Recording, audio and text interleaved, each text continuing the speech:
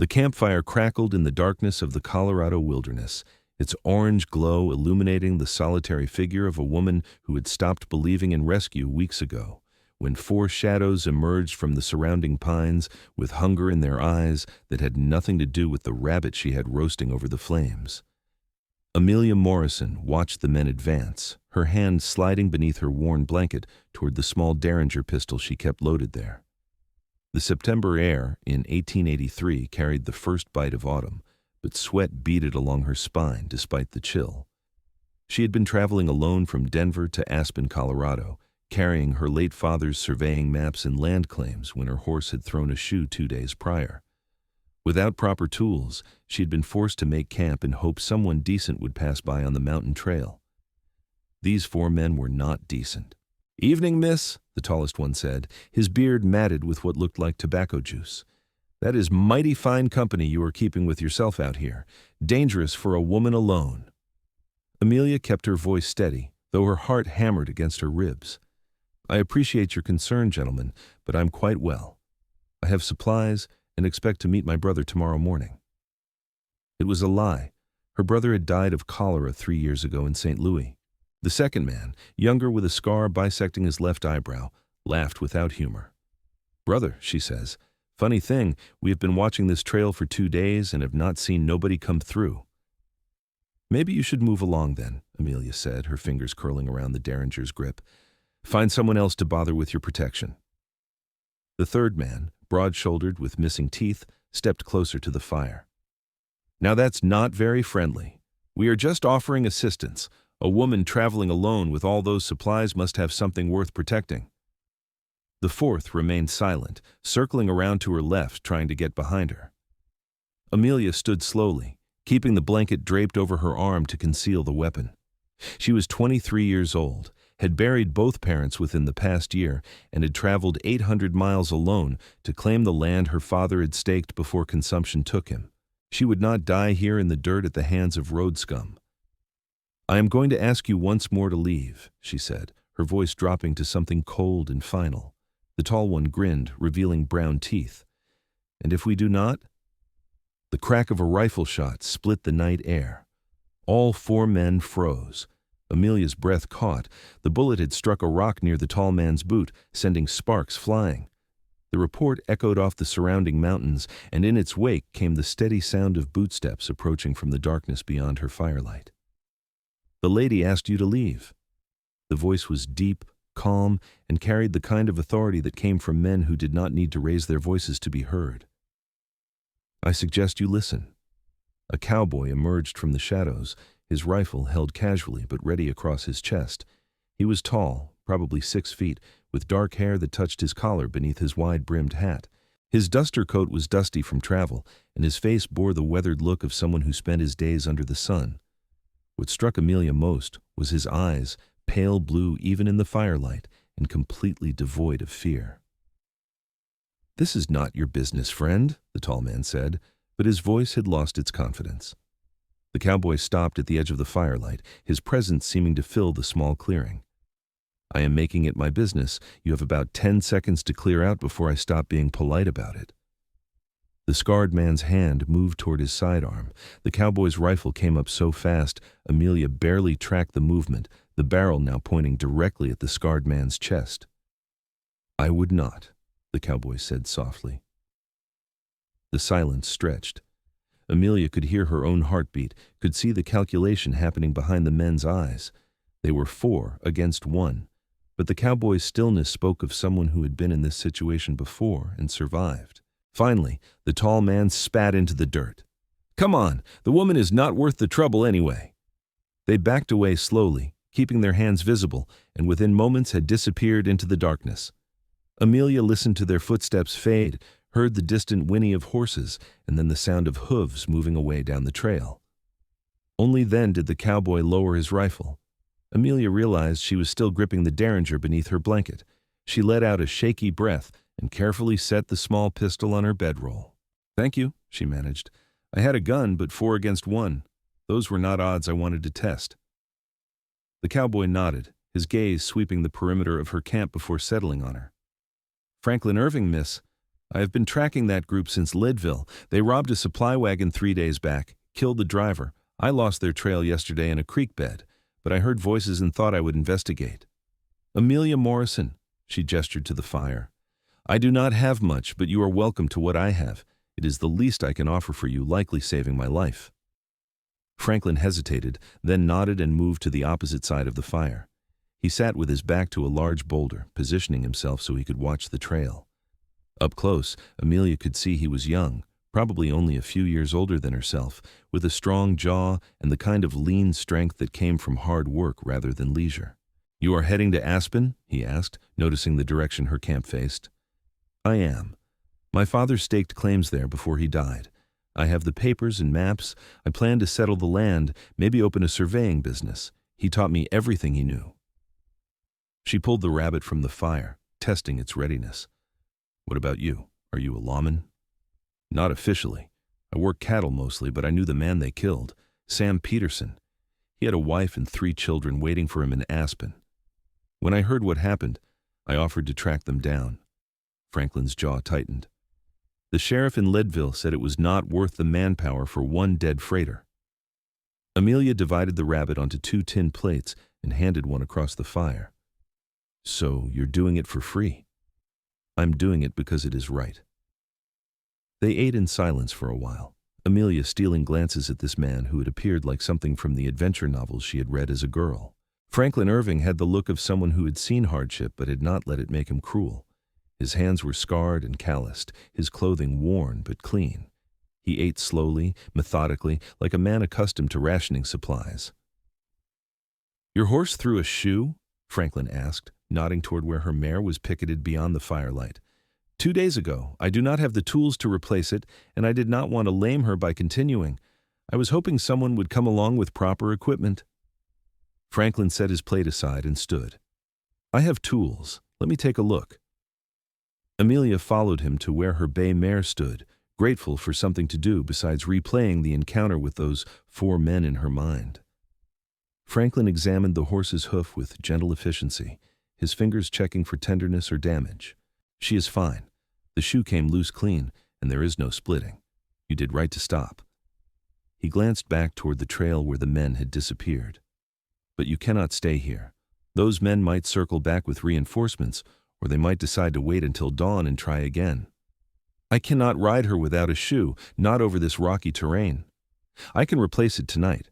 It will take an hour, maybe less. Then we should move to a different camp, somewhere off the trail where we can keep better watch. Franklin met her eyes in the moonlight. If you do not mind traveling with me, I will see you safely to Aspen. It is only another day's ride. Amelia should have felt hesitant about trusting a stranger, but everything in Franklin Irving's bearing spoke of integrity. Besides, what choice did she have? Those men knew she was alone now, knew she was vulnerable. I would appreciate that, she said quietly. Franklin retrieved his saddlebags and set to work on her horse. Amelia held the lantern while he measured, fitted, and nailed the new shoe into place. His movements were practiced and sure, and he spoke softly to the mare the entire time, keeping her calm. Watching him work, Amelia felt something unfamiliar flutter in her chest, a warmth that had nothing to do with the fire. When the shoe was secure, they quickly broke camp. Franklin insisted on carrying most of her supplies on his horse, a sturdy roan gelding with intelligent eyes. They led the animals up a steep slope away from the trail, moving slowly in the darkness until they found a protected hollow surrounded by thick pines. Here, Franklin allowed a small fire, just enough for warmth, banked low so the smoke would dissipate through the tree canopy. Rest, he told her, spreading his bedroll on the opposite side of the fire from hers. I will keep first watch. You should sleep too. I can keep watch. Miss Morrison, I have been sleeping light on the trail for 2 weeks. I will wake you in a few hours and you can take the second shift. Fair enough? Amelia wanted to argue, but exhaustion pulled at her bones. She wrapped herself in her blankets and lay down, her derringer tucked beneath her folded coat as a pillow. The last thing she saw before sleep claimed her was Franklin Irving silhouetted against the stars, his rifle across his knees, keeping watch over a woman he had just met. She woke to his gentle touch on her shoulder. The night was deep and cold. The fire burned down to glowing coals. "Your turn," Franklin whispered. "Listen for horses. Those men were riding pintos and a paint horse. The paint has a distinctive gait, favors the left front leg." Amelia sat up, rubbing her eyes. "You can tell that from hearing them in the dark?" "You learn to pay attention when your life depends on it."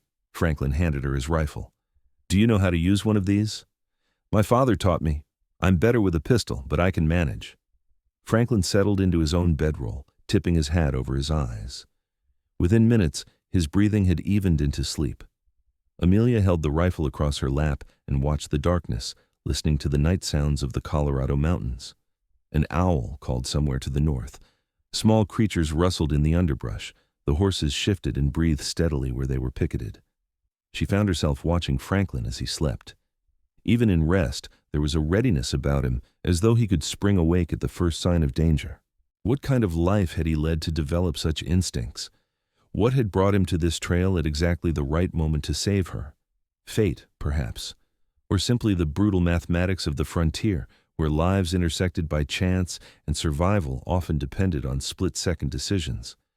When the eastern sky began to lighten with the first hint of dawn, Amelia built up the fire and started coffee. The smell woke Franklin, who sat up immediately, his hand going to his sidearm before his eyes were fully open.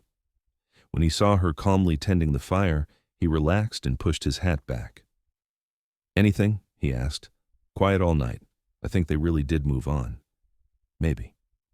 Franklin did not sound convinced. He stood and walked the perimeter of their camp, reading signs in the dirt and undergrowth that Amelia could not see.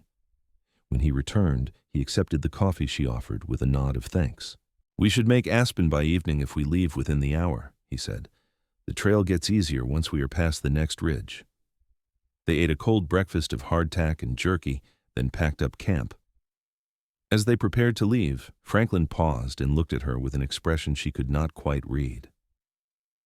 "Miss Morrison, I want you to know that I will see you safely to Aspen, but then I need to continue tracking those men.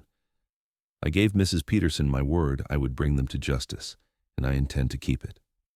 Amelia felt an unexpected pang of disappointment but nodded. "I understand. You have already done more than I had any right to expect." They mounted up and started down the mountain as the sun crested the peaks behind them. The trail was indeed better here, wider and more worn, suggesting frequent traffic between the mining camps. They rode in comfortable silence for the first hour, the only sounds the steady plod of hooves and the jingle of tack. "Tell me about your father's claim," Franklin said eventually. "What kind of land is it?"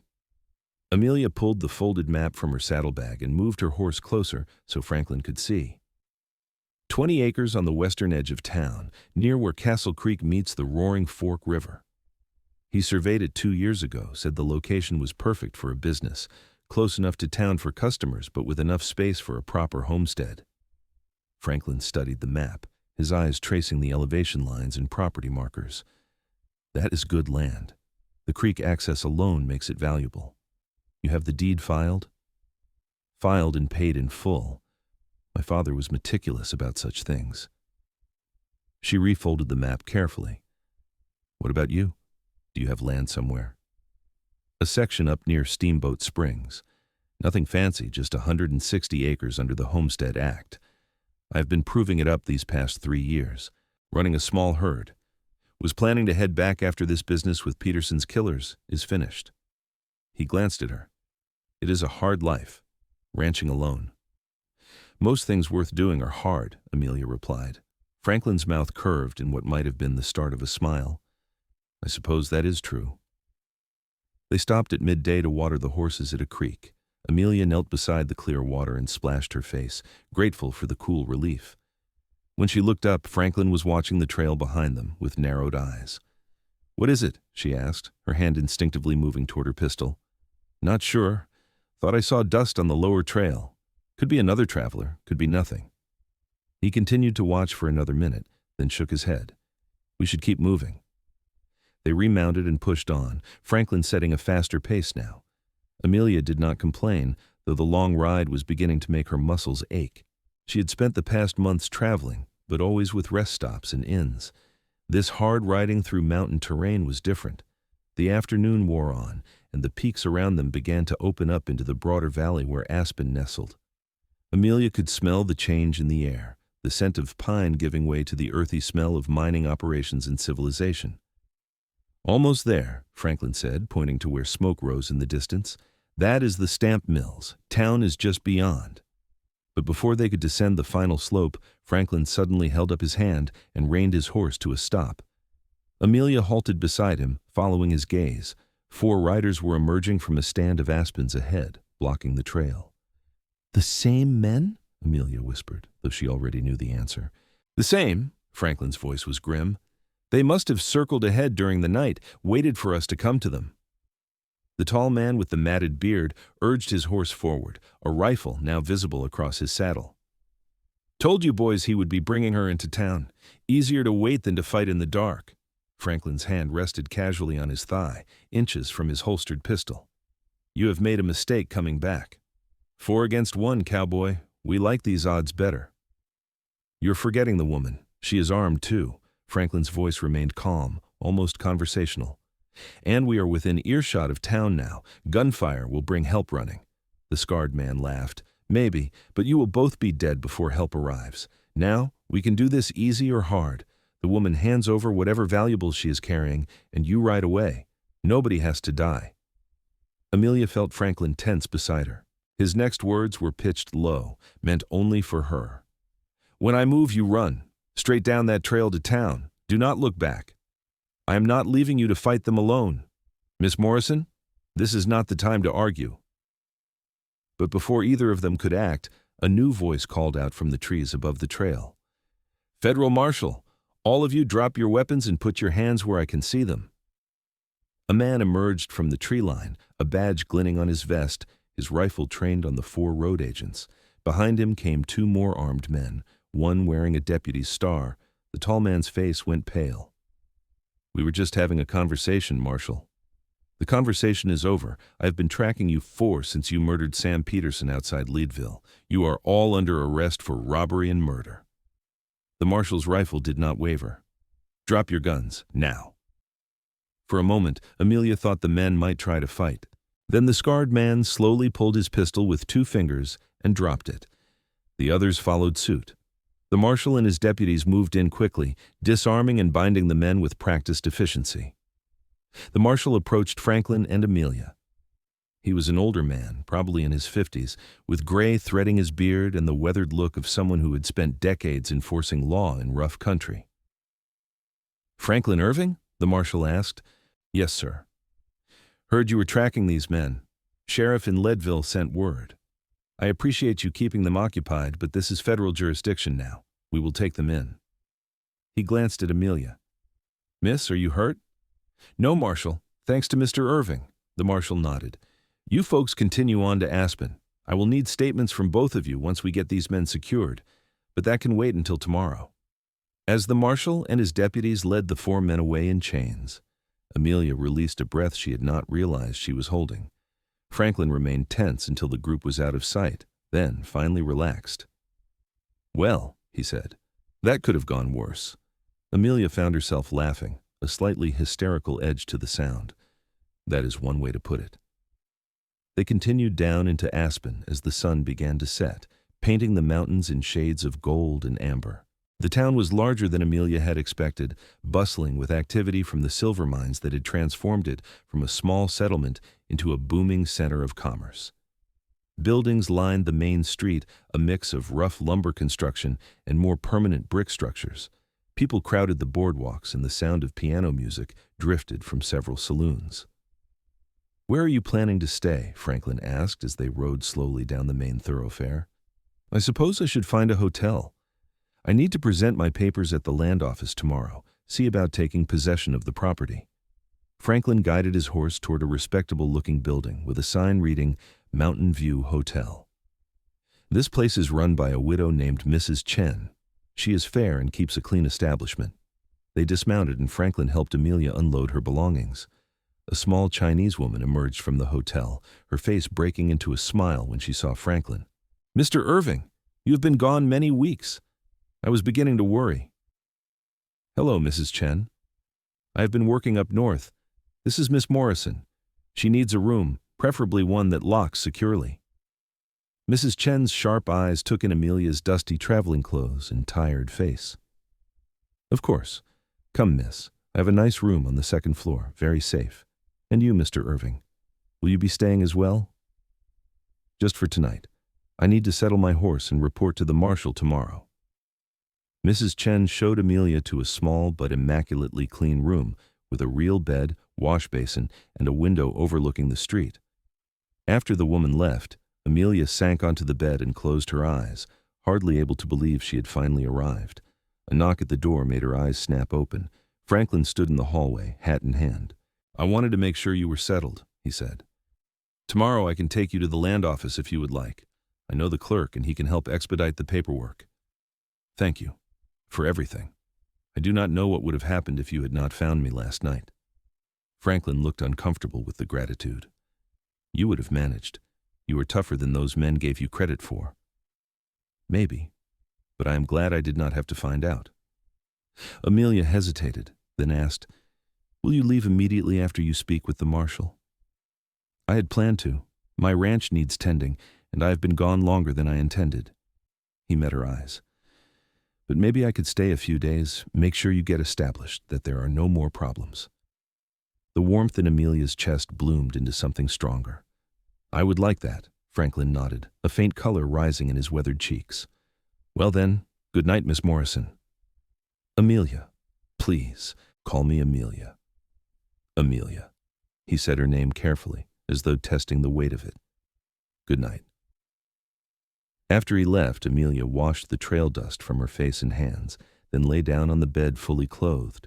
She was asleep within minutes, the first truly restful sleep she had experienced in weeks. Morning brought sunshine and the sounds of the town waking. Amelia dressed in her best traveling suit, a dark blue ensemble that had seen better days but was still presentable. She found Franklin waiting in the hotel dining room, freshly shaved and wearing a clean shirt. The transformation made her breath catch. He was handsome in a rugged, unadorned way, all strong lines and quiet strength. They ate breakfast together, discussing her plans for the property. Franklin asked intelligent questions about her surveying knowledge and seemed genuinely interested in her ideas for establishing a business. It was refreshing to speak with a man who did not dismiss her capabilities simply because she was a woman. The land office was a small building near the courthouse. The clerk, a balding man named Thomas Wheeler, greeted Franklin warmly and examined Amelia's papers with careful attention. Everything appears to be in order, Wheeler said, stamping several documents. The property is yours, Miss Morrison. I should warn you, though, there have been some disputes over water rights in that area. The mining operations upstream have been diverting flow from Castle Creek. You may need to file a formal complaint with the Water Commission. I will look into it, Amelia said, accepting the deed. Can you recommend a good attorney? Wheeler gave her a name and directions. Franklin walked with her as they explored the property for the first time. It was everything her father's maps had promised. Level ground with good drainage, mature trees providing shade, and the creek running clear and cold through the western boundary. The view of the surrounding mountains was spectacular. You could build a house there, Franklin said, pointing to a slight rise that would give commanding views, and put the business offices closer to the road for easy access. They spent the afternoon pacing out dimensions and discussing possibilities. Franklin's practical knowledge of construction and land management proved invaluable. As the sun began to lower, they sat on a fallen log near the creek and shared the lunch Mrs. Chen had packed for them. This is good land, Franklin said. Your father chose well. I wish he could have seen it. Amelia's voice went soft. He talked about it constantly those last few months. This was going to be his retirement, his legacy. It still is. You are making it real for him. Amelia turned to look at Franklin, this man who had appeared in her moment of greatest need and had stayed despite having his own life waiting elsewhere. The afternoon light caught in his pale eyes, turning them almost silver, and she felt her heart do something unexpected and dangerous. Why did you really agree to stay? She asked quietly. Your ranch needs you. Franklin was silent for a long moment. Because I wanted to, he said finally. Because when I think about riding away and never seeing you again, something in my chest gets tight and uncomfortable. Oh, Amelia's breath shortened. I have been feeling the same way. They looked at each other across the small space separating them. Franklin reached out slowly, giving her time to pull away, and brushed a strand of hair from her face. His fingers were rough but gentle. "I am not good with words," he said. "I work cattle and fix fence and sleep on the ground more often than in a bed. I do not have much to offer. You have yourself. That seems like quite a lot to me." Franklin leaned forward and kissed her, soft and questioning. Amelia answered by kissing him back, her hand coming up to rest against his chest where she could feel his heart hammering as hard as her own. When they broke apart, both were breathing hard. "I should probably court you properly," Franklin said, his forehead resting against hers. "Take you to dinner, let people see us together respectably." "Probably," Amelia agreed. "But I think we can forgive ourselves for being a bit unconventional, given the circumstances." They sat by the creek until twilight painted the sky purple and gold, talking about everything and nothing. Franklin told her about his ranch, about the dreams he had for building it into something substantial. Amelia spoke of her father's teachings, her own aspirations to establish a business that would serve the growing community. "You could expand north," Franklin said thoughtfully. "There's going to be a lot of development in the territory over the next few years. Somebody with good surveying skills and honest dealing could make a real name for themselves. I would need help. Surveying is often a two-person job, and I cannot be in multiple places at once. You could hire people, train them in your father's methods. Or I could partner with someone who already understands the land." Amelia gave him a meaningful look. "Someone who knows ranching and water rights and all the practical matters I will need to navigate." Franklin's eyes widened slightly. "Are you offering me a job?" "I am suggesting a partnership. Your knowledge and my technical skills. We could do well together." "What about my ranch?" "What about it? Steamboat Springs is not that far. You could hire a foreman to manage the day-to-day operations and split your time, or we could expand the surveying business up there too." Franklin stood and pulled her to her feet, his hands warm around hers. "Amelia Morrison, are we talking about business or something more? Can it not be both?" He kissed her again, longer this time, with a heat that made her knees weak. "Yes," he said against her lips. "Yes to all of it." They walked back to town hand in hand as the first stars appeared. Over the following days, they became a familiar sight in Aspen, working on Amelia's property during the day and taking dinner together in the evenings. Franklin gave his statement to the marshal, who confirmed that the 4 road agents would be tried in federal court in Denver. Mrs. Peterson sent a tearful letter of thanks for bringing her husband's killers to justice. Franklin did not leave after those first few days. He stayed and helped Amelia begin construction on a small office building. They hired local workers, and Franklin proved to have a good eye for competent labor. Word spread about the new surveying business, and within 2 weeks, Amelia had her first client, a mining company needing boundary verification for a new claim. Franklin rode with her on that first job, serving as her chainman and helping carry equipment over rough terrain. They worked well together, falling into an easy rhythm that spoke of deeper compatibility.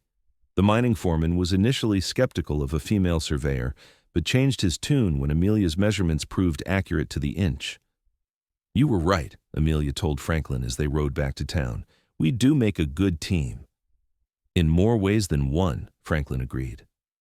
That night, after dinner at a small restaurant, Franklin asked her to walk with him.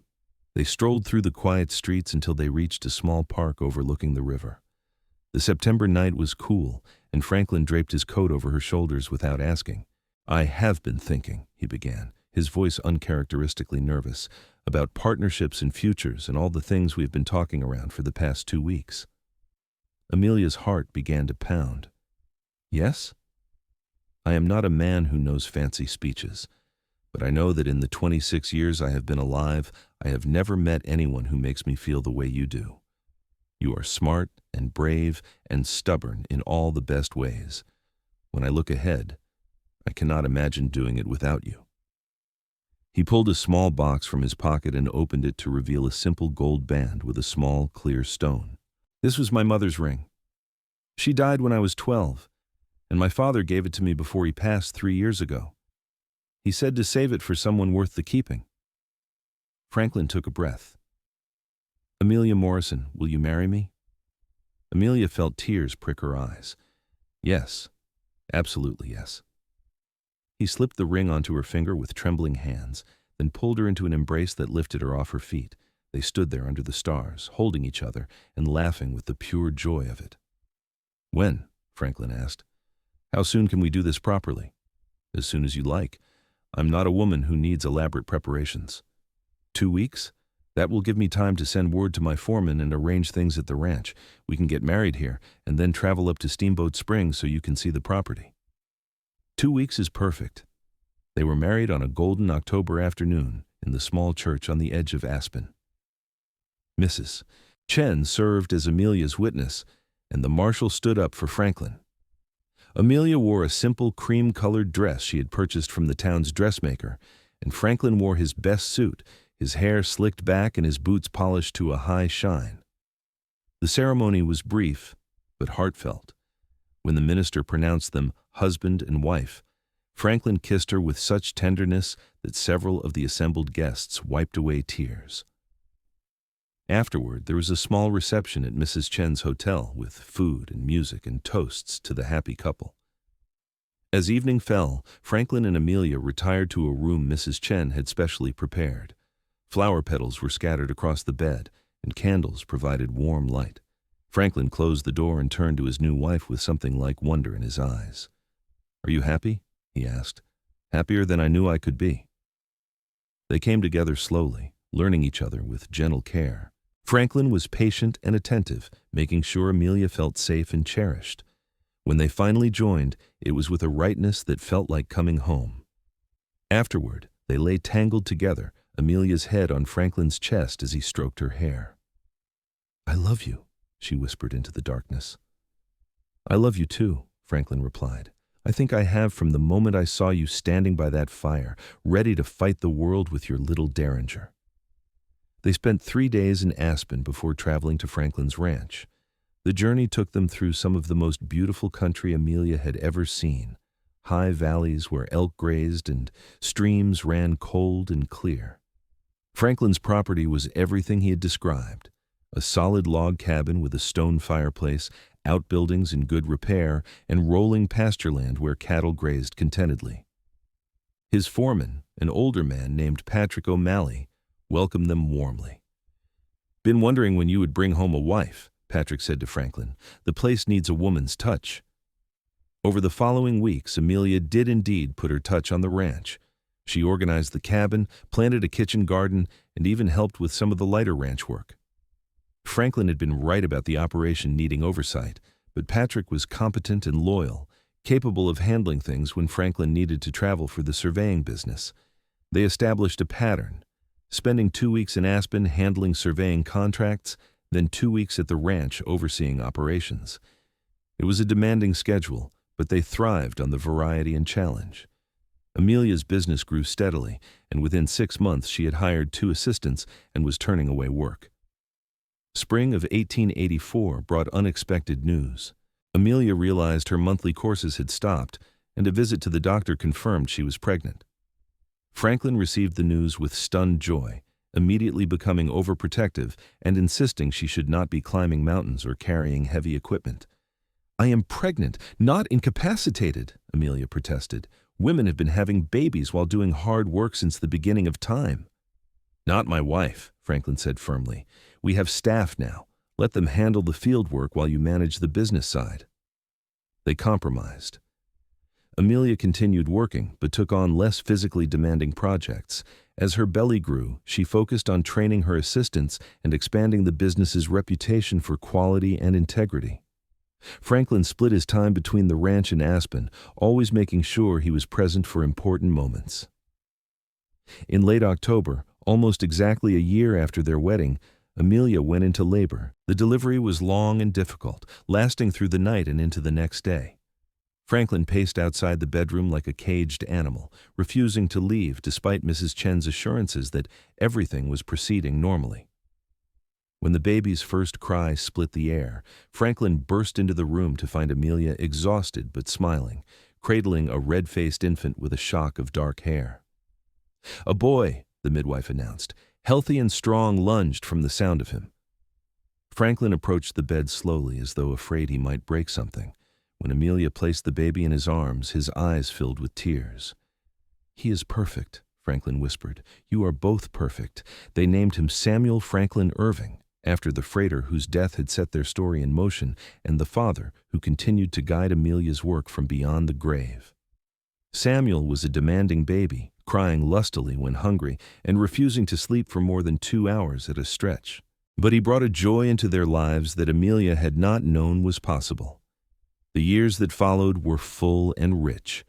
The surveying business continued to grow, and Franklin expanded the ranch, eventually purchasing adjoining property that doubled their holdings. In 1886, they had a daughter, Elizabeth, who proved to be quieter than her brother, but equally determined. 2 years later came another boy, Michael, who seemed to arrive with a smile on his face and kept it there most of the time. Through it all, Franklin and Amelia remained partners in every sense. They worked together, raised their children together, built a life that honored both their individual strengths and their united purpose. There were hard times, of course, drought years when the cattle suffered, economic downturns that reduced surveying contracts, childhood illnesses that terrified them both. But they faced everything side by side. On their 10th anniversary, they traveled back to the place where Franklin had first found Amelia by her campfire. The area had changed, with more development pushing into the wilderness, but the essential character remained. They built a small fire as the sun set and sat together, watching the flames dance. "Do you ever think about what would have happened if you had taken a different trail that night?" Amelia asked, leaning against her husband's shoulder. "Every day," Franklin admitted, "and every day I'm grateful I went the way I did. Those men would probably have robbed me, maybe worse. You would have survived. You are tougher than anyone gives you credit for, even me. Maybe, but I'm glad I did not have to find out." Amelia turned to look at him, this man who had become the center of her world. "You gave me more than rescue that night. You gave me partnership, family, love. Everything I have now started because you decided to make someone else's problem your business." Franklin kissed her forehead. "Best decision I ever made." They stayed by the fire until the stars filled the sky, talking about their children, their businesses, their dreams for the future. Samuel was showing an aptitude for surveying, often accompanying Amelia on jobs and asking endless questions about angles and measurements. Elizabeth had Franklin's quiet strength and was already showing an interest in ranch management. Michael, still young, seemed to love everything equally. "We have built something good," Franklin said as they prepared to ride back to their camp. "Your father would be proud." "So would yours," Amelia replied. "We are honoring both their legacies."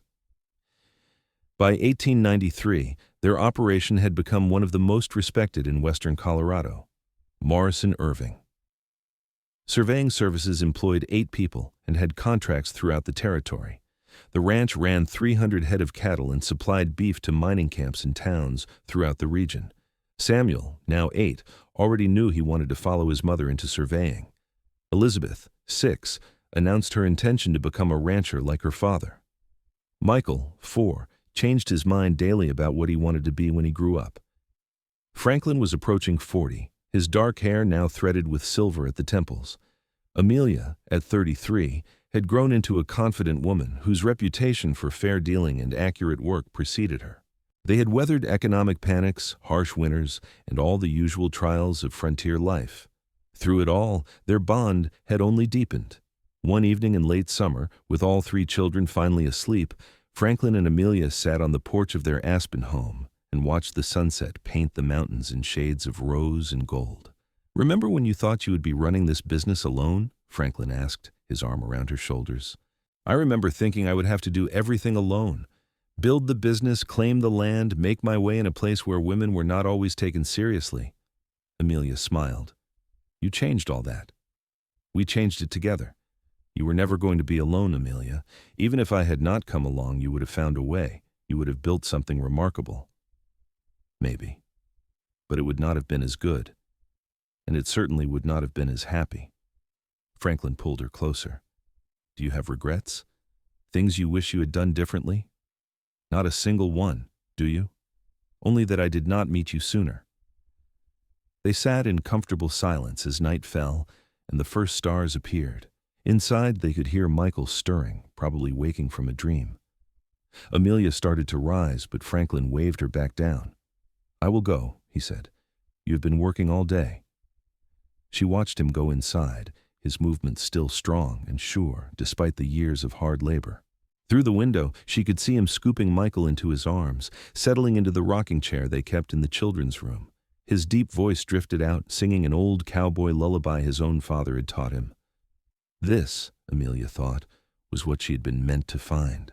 Not just the land her father had claimed, not just the business she had built, but this life of shared purpose and deep love. The scared woman crouched by a campfire felt like someone from another lifetime, though she knew that person was still part of her. That woman's courage had allowed her to travel alone into unknown territory. Her determination had driven her forward even when the path was unclear. And her willingness to trust Franklin, despite having every reason to be wary of strangers, had opened the door to everything that followed. Franklin returned to the porch and reclaimed his seat. "Michael wanted to know if we could go fishing tomorrow. I told him yes if his chores were done. All three of them will want to go if Michael goes. Then we will make a day of it. Pack a lunch and take the wagon up to that meadow past the north pasture. The kids can splash in the creek while we actually try to catch something." That sounds perfect. And it was perfect. The next day dawned clear and warm, and they loaded the wagon with fishing poles, lunch, and 3 excited children. The meadow was everything summer should be. Wildflowers, cool water, and mountains standing sentinel in the distance. Samuel proved surprisingly adept at landing 2 decent trout. Elizabeth spent most of her time catching minnows in a jar, releasing them carefully after examination. Michael mostly succeeded in getting himself completely soaked. As the afternoon waned and the children played in the shallows under Amelia's watchful eye, Franklin came to sit beside his wife on the grassy bank. "This is what I want them to remember," he said quietly. "Days like this, family together. The work is important, but these moments are what matter." "They will remember," Amelia assured him, "just like we remember the important moments that brought us here." Years continued to pass, bringing changes both large and small. Colorado achieved statehood in 1876, but the transformation of the territory into a more settled place accelerated through the 1890s. Aspen's silver boom eventually went bust, forcing economic diversification. Morrison Irving. Surveying services adapted, taking on railroad contracts and government work. The ranch became more focused on breeding quality stock rather than just running cattle for slaughter. Samuel left for college in Denver at 18, studying engineering with a focus on surveying techniques. He returned summers to work with his mother, bringing new knowledge and methods that kept the business competitive. Elizabeth never wavered from her goal of ranching, and by 16 was managing much of the daily operation at Steamboat Springs.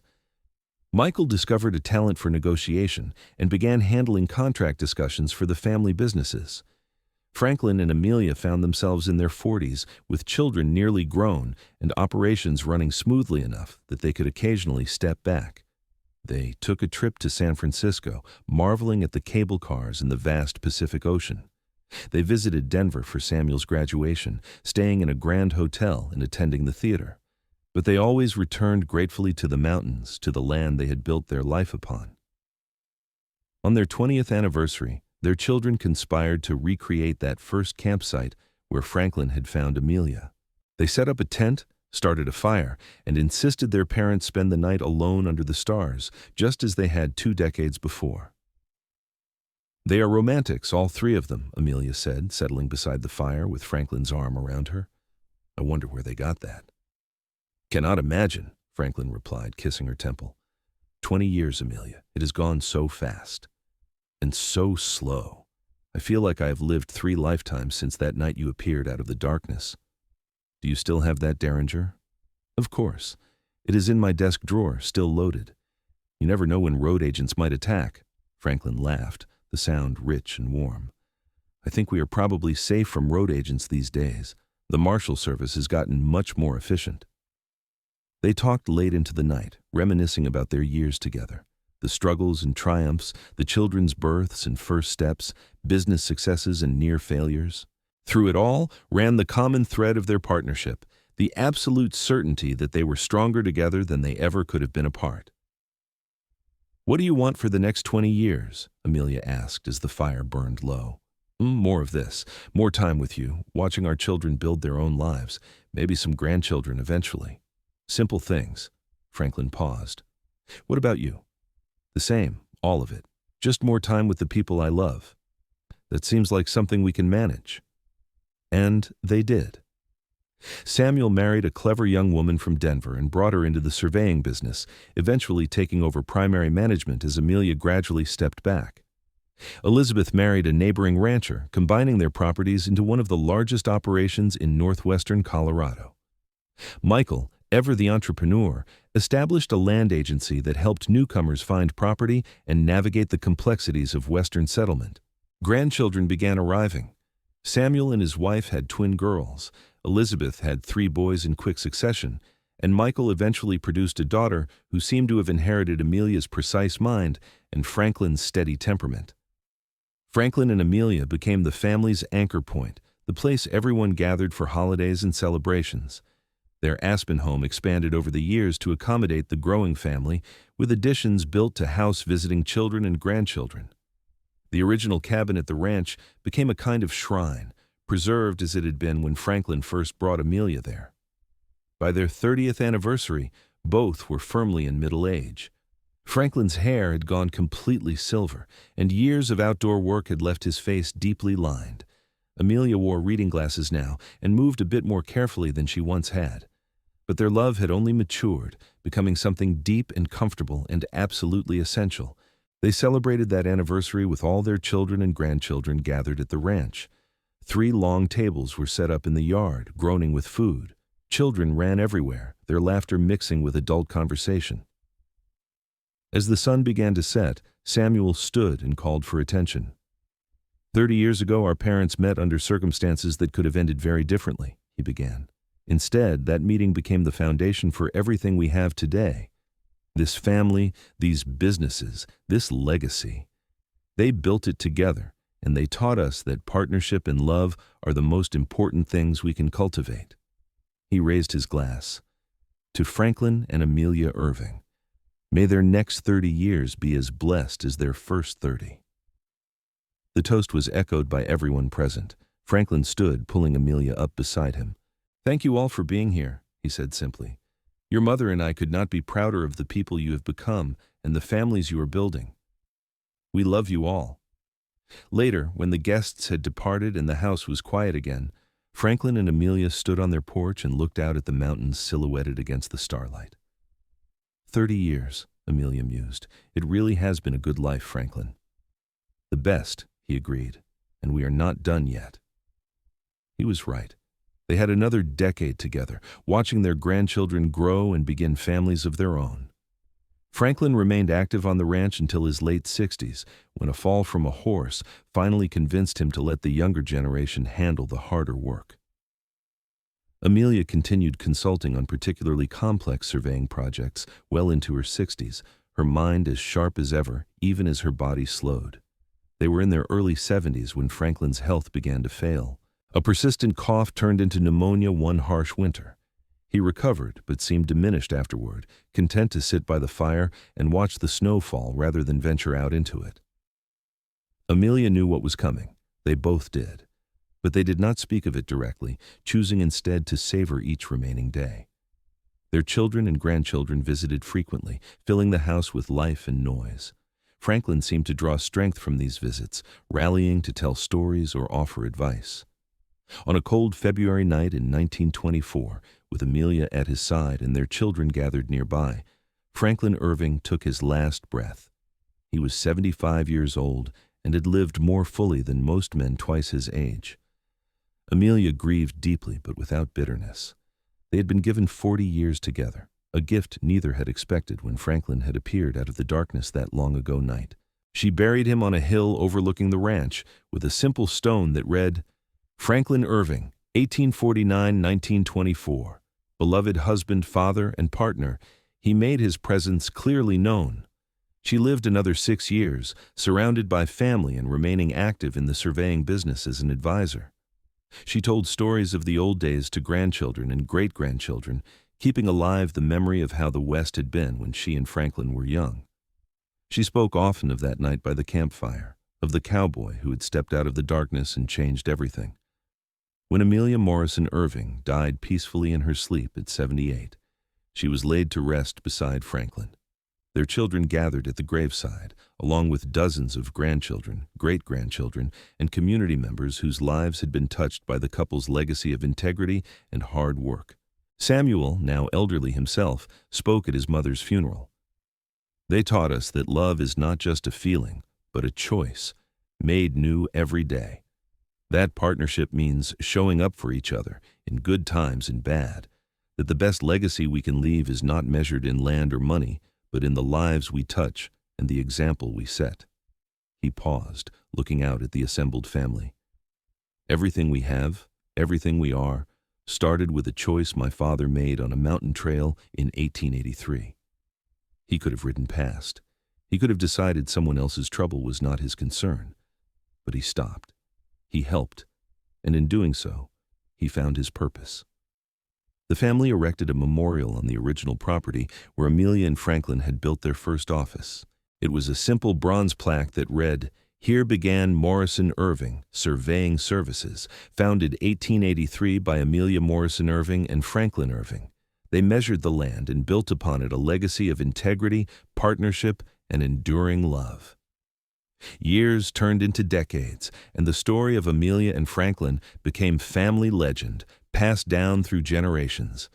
The surveying business eventually evolved into an engineering firm, still bearing the Morrison Irving name.